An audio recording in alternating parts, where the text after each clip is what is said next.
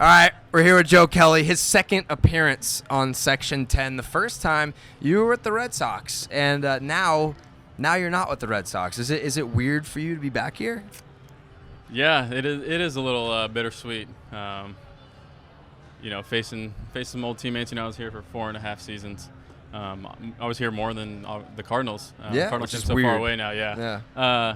It's a little different being on this side. It's obviously a lot better now since I've been over here. The clubhouse is nicer. The dugouts are bigger. It doesn't smell like shit. So, the Red Sox great. Visiting clubhouse is the worst. It's a closet. It's a closet, but it's better. It's better than when I came with the Cardinals, so that's for sure. Yeah. It's way nicer. Yeah. So I saw you. I think it was Friday night. You were out there. You were talking to Heater. It was a nice moment. Which guys have you caught up? Have you caught up with everyone pretty much? Or pretty much everyone. The only one that's ducking me is DP right now, and he's pitching today.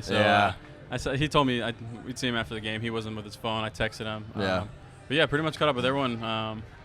Some of the starting pitchers I haven't. Obviously, Sale pitched yesterday, but I'm gonna try to run over there real quick after the game and, say my goodbyes after we get the series win. So it's so fucking weird. You sailed one to Vasquez at 99 last night to the backstop. Is it weird to face a former battery mate? Like, is it a weird, because if you're facing, like, there's obviously guys that you're friends with that are position players, but is there an extra element of weirdness facing a former battery mate because you've it's almost like you know what I'm thinking because we've been working on this before together. Yeah, it's definitely weird because, well, now I throw a two-seamer. I've done it like the last 2 weeks, so he probably didn't know about that. Yeah. And it's definitely weird because he's actually one of their best hitters right now. So and before last year, he was kind of dealing with some injuries, so it would have been a much more, I think, quicker AB. Yeah. But he's one of their guys now, which I think should have been an all-star. 15 bombs, not swinging and missing. Yesterday's first time I think all year he's probably struck out that many times. He doesn't strike out that many times in a week. So that was probably the weirdest thing. Yeah. But no, he's one of the best hitting catchers in the league right now. Yeah. Bat to ball, which is hard to get guys out like that don't swing and miss. So especially with guys on base, got to be careful with Vasquez.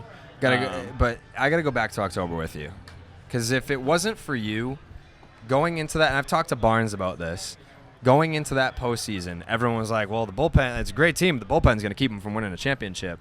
How much did you take offense to that? And how much did you personally put on your shoulders? Because you had a shit September, and then you go into October and you flip a switch and you were just lights out. And it started with that, game 2 where Price gets knocked around by the Yankees. You come in, you start dominating, and it just never stopped. So what, because I know that you're a legitimate psychopath. Like, I think that you should definitely at some point be checked into a mental institution.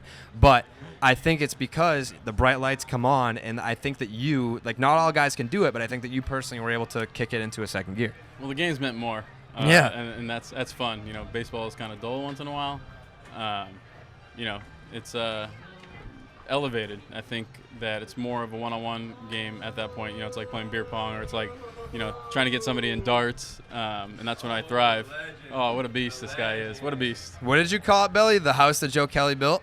That's right. That's right. That's right, Billy. Let him know. And also we got challenged last year, going into the playoffs. Our pitching coach came to us and showed us a board with 1 million headlines saying how bad we were. Every headline, New York Times, LA, and Boston Globe, anything. It was just any bad tabloid that was about the bullpen. Bullpen's not good. Bullpen's not going to be able to do it. And then after that, he kind of got in our ass a little bit, told us that we're not winning this thing without us, kind of pump us up. And then from then on, he showed us a montage, which was almost 20 minutes long, of every single strikeout the bullpen had this year, and mostly a lot of Yankee highlights. Our pitching coach, Dana. Oh, he's awesome. Before the series of the Yankees started, he's like, F this. You guys have done this before. We're going to need you guys. And we all took offense to it, everyone kind of dogging us. And then everyone pitched good out of the pen from there. That was definitely, I think a big factor of, he got us pumped up in the right way. First he told us we sucked, and then he told us we were good. Like any good I guess, trainer would do, and then we performed well.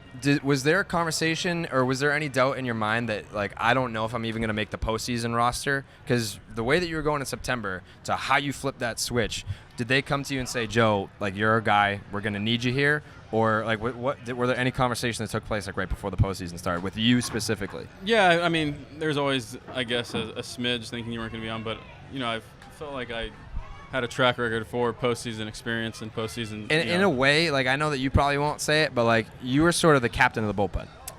You were? Yeah, I got dubbed that. You could ask the guys over there. Yeah. Craig thinks he was the captain, but I was actually dubbed captain of the Red Sox bullpen. Yeah. So that was kind of cool. But yeah. No, I got called in the office and they told me I was going to obviously be on the team. There was never a doubt. I'd like to maybe have been told that sooner. But once I got that confidence instilled from Alex and Dana, I took it and ran with it. So now that you're here with the Dodgers, you get to go home. How much easier is life for you now that your family's out there? Like, if your friends want to come check you out at a Dodger game, they're right down the street. You're in LA. The games are what, 3 hours compared to the 5-hour game that you're going to play tonight on ESPN. National League is so fast. It's been a blessing, man. It's been awesome. Usually Sunday day games here, we're either traveling or it's Sunday night baseball. You're getting into town at 5 a.m. Now on Sundays there, game ends, I get home, by 8 o'clock, and one of my buddies is on the grill barbecuing at my house. I got a pool, so we're just all hanging out. It's been a lot of like picnic barbecues type of things this year, and I've actually been lucky. I haven't even left as many tickets as I thought I would. People, my friends that were not baseball players have done well for themselves. So one of my best friends has been a season ticket holder for the Dodgers. So no one's really kind of barking for tickets, But I have 3 siblings, and I get to see them, quite often now. I get to be a part of events like that. So it's kind of just living a normal life, a 9 to 5 now, and then going to play baseball for me. I get to do fun stuff in the mornings, get to hang out in the afternoons, and I'm like, oh crap, I got to go to the field, I got to game. Yeah. Kind of here was, I was so far away, so I missed a bunch of stuff. It was just baseball. But no, it's been fun, and it's been very fortunate that we have the best record in baseball. I think the best team in baseball. So that's also been fun. Do you miss me at all? I missed you when I saw that hair. I honestly didn't know how it would go for you. I hit you up for product. It like looks a lot better than the buzz. If you got hair, don't buzz it until it goes. Gotta let it rip. I think it looks great, man. Gotta let it rip. Thank you. Yeah. In the World Series, you had that strikeout. You come barking off the mound. Was that, like, for you, the best moment of your big league career? Like, would you compare that to, like, the final out? What was more of like a rush for you, or was it just 2 completely different feelings that you can't really compare? It's apples and oranges. No, you can compare them. The final out win the World Series was, obviously everything I expected. Yeah. I didn't expect to. I expected to play well. I didn't know it was gonna be in that kind of fashion. And You're filthy. It was thank you. It was one of those moments where I was just like, man, I just kind of hit me. I'm like, man, I just mowed through this World Series, and it felt great, and I just decided to let all my, energy of the struggles of ups and downs out. I still get some shit, every week. Austin Barnes, our catcher, we're from the same area in California. He likes to give me some shit, and every once in a while I'll be walking by eating, and he'll just come around and be like, I'm like, dude, get over it, bro, get over it. So I still get some flack from the guys here, but no, they've been great.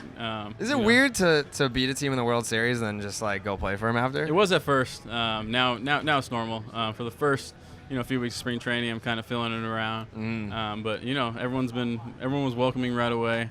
Other than Austin Barnes, who likes to randomly stick his tongue out and yell and hit his chest, pretend to be me. I think he's just a little bitter. Yeah, it could be a little bitter. Yeah. I mean, it's they only made it 5 games. There was one at bat in particular that I wanted to ask you about. You faced Tyler Austin again. You guys are in different uniforms. Is that awkward, or it's just like I don't even see the batter? I'm kind of just looking at the mitt type deal, or is like we have a history? Like I'm trying a little extra here to punch you out, which you did. Yeah, I'm definitely trying to strike him out. But like, is there a little extra something? Because you're trying to strike everybody out. I don't know if my velocity was as good as it has been. I think maybe the focus gets heightened. Yeah. Because I obviously don't want him reaching base just from the history. So there's definitely more effort. Which kind of sounds weird, but there's more effort on, I guess, making a pitch and not missing. Obviously, to try not letting him get on base. Right. Yeah. What was your free agency experience like? Did you think it went about the way that you thought it would? Was there something that surprised you? Was there something that disappointed you? I wouldn't say there's no surprises.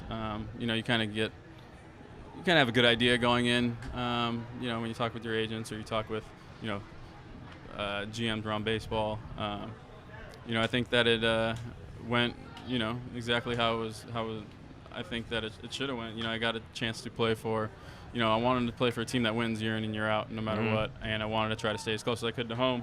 And both ended up working out, as I hope for. And like I said, I think that now I got spring training in Arizona. I've never had that. It's a 5-hour drive. It's so fucking It's so great. nice. It's so nice. Scottsdale. Where are the Cardinals at? Are they Arizona? Florida. No. Dude, spring training in Arizona is a billion game times changer. better than Florida. And I've always heard, and when I became a free agent, like, man, I would love to have Arizona spring training. Yeah.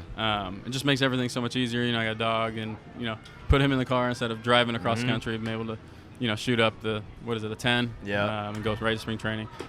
So yeah, definitely no surprises.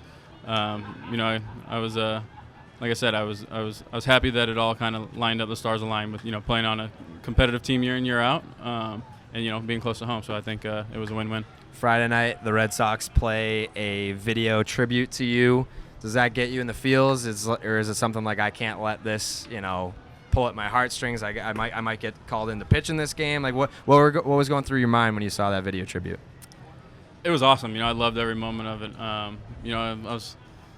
I was a little worried at first, and I was like, what? I ended Worried up. about what? I don't know if I was gonna get booed or anything. I was Why like, the what? fuck? I ended up on good terms here in Boston. Yeah. You never know. Guys go to new teams. I mean, like, you were the guy. Like, when the Red Sox won the World Series and the Bruins invited the Red Sox to come hang out, you were the dude. You were the only dude that went. I was the only dude that you went. dropped the puck. That was awkward. Yeah, literally Let's just put invited it the in. team. Here's Joe Kelly. Drop the puck. Hey guys, we're all here. Yeah, except but me. then you're at the Garden. They're Yeah. playing like the fight video. Like Boston. Yeah, Boston. no. Like the fight was your moment. Like, obviously, the strikeout to end the 8th inning in the clinching game out in LA, that was your defining moment probably for your entire career. But in Boston, everyone's going to remember the fight. Oh yeah. No, like I said, the video was awesome, and it definitely, this is a great city, and I appreciated every second of it. Fans were awesome. I was warming up last night, and there's a ton of Boston fans, obviously, by the bullpen. They're cheering. They're messing with me. I get on the mound and they're messing with him. They're like, what, F this. Like, one of the guys was like, I don't care what uniform you're in, I'm always gonna cheer for you for fighting a Yankee. And I was like, and I turned around, I was like, thanks, man, and then continue to warm up. So that was pretty funny. He was hounding all of our guys the whole game, and then he's like, I started warming up, and he's like, you know what, no matter what uniform you're in, I'm gonna cheer for you because you fought a Yankee. I was like, hey, appreciate it. And I got locked back in, and then came out to pitch. So that was pretty special. So before I let you go, what was your favorite moment here in Boston now that chapter of your career is over? Looking back on it, what's the one moment that stands out to you, or what's the one thing that you'll miss about Boston? The one thing I'll miss, the food was amazing. North End, my favorite spot, my favorite places. I definitely missed those guys over there. I was so close with them for a long time, and I still, play Fortnite with Heater. I talked to DP. I talked to Brock. We send funny videos. Like, I still talk to all those guys, so I'm gonna miss, probably, obviously the camaraderie. But one baseball moment, was probably not the World Series. It was probably striking out Jeter for his last strikeout of his whole entire career was me. So I think that was pretty special. I was the last guy to punch him out, so that was and that was you awesome. got the selfie. And I got the selfie too, and he signed it. It's in my wall right now. He doesn't really sign much, and it was I had to ask my agent to go try if he knew him. He knew him, so he signed the selfie. And that's going to be one I always will remember. There you go. Joe Kelly of the LA Dodgers. It feels weird, doesn't feel right, but it's good to see you. Good to see you, Jared. Great hair. Thank you. Yeah.